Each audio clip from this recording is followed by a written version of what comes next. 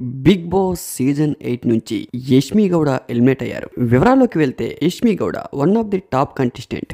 ఇంతవరకు top voting తో run అయిన యష్మి గౌడ ఈ వారమే ఎలిమినేషన్ అవడం గల కారణాలు చాలానే ఉన్నాయి. One of the main reason ఏంటంటే ఈ వారం యష్మి గౌడకి నామినేషన్స్ ఎక్కువ పడ్డాయి. ఆల్రెడీ ఎలిమినేట్ అయిన కంటెస్టెంట్స్ బిగ్ బాస్ హౌస్ లోకి ఎంట్రీ ఇచ్చి అందరూ టార్గెటెడ్ గా యష్మి గౌడని నామినేట్ చేయడం వల్ల చూసే ఆడియన్స్ లో కూడా యష్మి గౌడ బాగా నెగిటివ్ అయ్యారు. ఒక పక్క నిఖిల్ విషయంలో, మరో పక్క పృథ్వీ విషయంలో యష్మి గౌడ చాలా నెగిటివ్ అయ్యారు. యష్మి గౌడ తన గేమ్ తను ఆడుకుని ఉంటే ఈ రోజు బిగ్ బాస్ సీజన్ 8 లో Yashmi Gowda one of the top 3 contestant. కానీ మధ్యలో ఈ లవ్ ట్రాక్స్, మొదట్లో పృథ్వీతో లవ్ ట్రాక్, అది కొద్ది రోజులు వర్కౌట్ అవ్వలేదని ఆ తర్వాత నిఖిల్ తో లవ్ ట్రాక్, ప్రతి విషయంలో కూడా నిఖిల్ కి సపోర్ట్ చేయడం, ఎప్పుడు చూసినా పృథ్వీ నిఖిల్ తో గ్రూప్ గేమ్ ఆడడం, ఇండైరెక్ట్ గా ప్రేరణకి సపోర్ట్ చేయడం. అప్పటికి ఫ్యామిలీ వీక్ లో యష్మి గౌడ వాళ్ళ ఫాదర్ వచ్చి తనకు చాలా క్లియర్ గా చెప్పారు, ఇండివిజువల్ గా ఆడు యష్మి అని. కానీ ఎక్కడా కూడా యష్మి గౌడ తన ఆడతీరుని మార్చుకోలేదు. ఈ వారం నామినేషన్స్ లో కూడా యష్మి గౌడకి నిఖిల్ కి చాలా పెద్ద ఇష్యూ అయింది. కానీ ఆ తర్వాత కూడా కాంప్రమైజ్ అయ్యి యష్మి గౌడ నిఖిల్ కలిసిపోయారు. ఇలా చెప్పుకుంటూ పోతే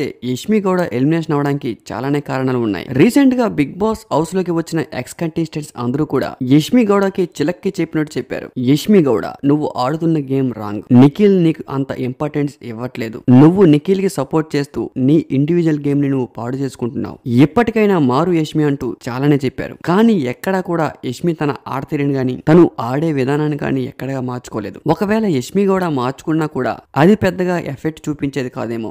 ఎందుకంటే ఈ వారానికే యష్మి గౌడ ఆల్మోస్ట్ బాగా నెగిటివ్ అయ్యారు. ఆడియన్స్ కూడా బిగ్ బాస్ నుంచి యష్మి గౌడ ఎప్పుడు బయటికి వస్తారని కళ్ళు కాయలు కాచలు ఎదురు చూశారు. బిగ్ బాస్ హౌస్ లోకి యష్మి గౌడ అడుగుపెట్టిన కొన్ని వారాలకి 75% ఆడియన్స్ కి నచ్చలేదు. కానీ తర్వాత గేమ్ ఆడుతున్న కొద్దీ యష్మి గౌడ ఆడియన్స్ ని బాగానే ఆకట్టుకున్నారు. దీంతో ఓటింగ్ కూడా బాగానే వచ్చేది. ప్రతి వారం కూడా యష్మి గౌడ సేవ్ అవుతూ వచ్చేవారు. కానీ ఈ వారం మాత్రం యష్మి గౌడ అని ఆ బ్రహ్మ దేవుడు కూడా కాపాడలేకపోయారు. అందుకనే పెద్దవాళ్ళు చెప్పిన మాటలు వినాలి అంటారు. సాక్షాత్తు వాళ్ళ నాన్నగారు చెప్పిన మాట యష్మి గౌడ వినకపోవడం వల్ల ఈ రోజు టాప్ 3 లో ఉండవలసిన కంటెస్టెంట్స్ హౌస్ బయట